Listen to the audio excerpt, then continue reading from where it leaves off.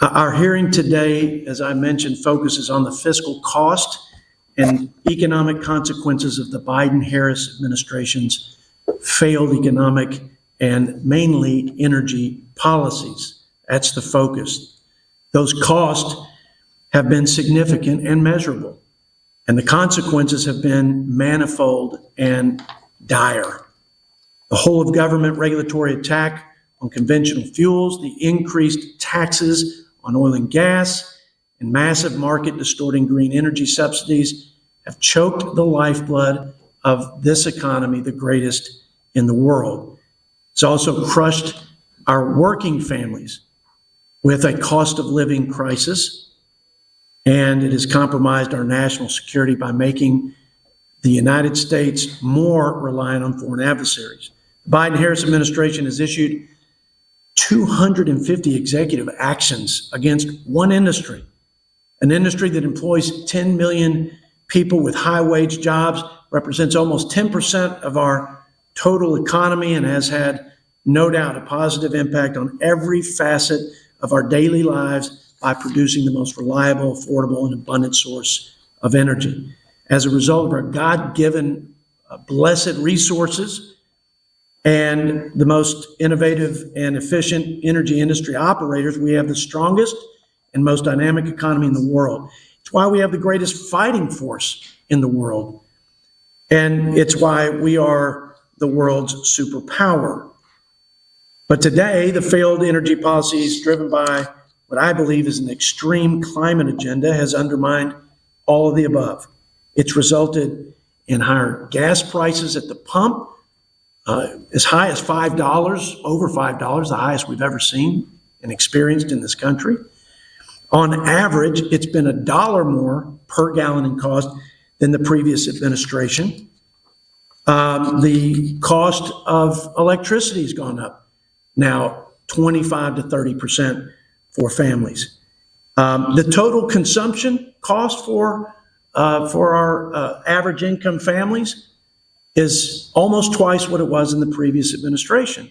Policies have consequences, and that consequence for families is a whopping $1,700 per family per year. These costs on the economy and on our consumers, the American people, are a direct result of the policies of the Biden-Harris administration.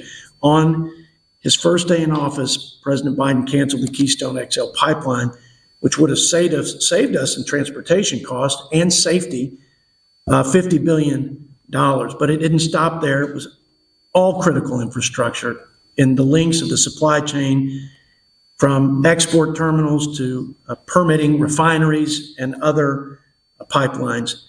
Biden-Harris's moratorium on drilling on public lands will cost $33 billion in lost GDP and roughly 60,000 jobs. There have been overreaching and overburdensome emission regulations coming out of the EPA. Think about the methane gas rule. We've seen a 66% reduction by the industry over the last several years in methane gas emissions, but there are layer upon layers of these burdensome and I believe unnecessary regulations that the cost of which are passed on to consumers.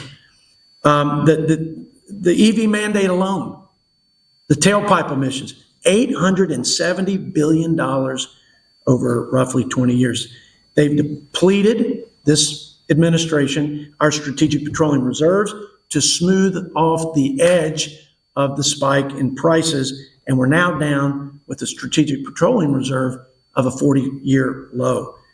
On the subsidy side, $800 billion in tax subsidies for green energy corporations. And some studies say that 70% of that value will be accrued to China because of their rare earth mineral mining and component parts to the renewable energy industry. The EV tax credit is in many ways going to the upper middle and upper income individuals. And I want to dig into that with you, Ms. Jackson, and the impact on middle class families and our minority communities here in the United States. Look, the fiscal health of our country is in decline. I think we all agree with that. You can't look at the balance sheet. You can't look at CBO's projections. You can't look at the debt to GDP, which is higher than it's been since World War II and more relative peace and prosperity and not be concerned. We have to rein in spending and we have to grow this economy. We have to have policies that encourage and foster growth. And central to that are good energy policies. If we can grow 1%, we can save $3 trillion to put against the deficit. If we grow 1%, we can add $10,000 over 10 years in hardworking Americans' pocketbooks, and we can bring the debt to GDP, the indebtedness of our country, down by at least 20 percentage points. So growth is key, and the lifeblood for that growth is energy and good energy policies. And I think we've seen the opposite of it: disastrous energy policies, disastrous results. We have to make a change if we're going to get our country on a good fiscal path and hand it to our children in a manner that gives them the opportunities and prosperity that we've all enjoyed.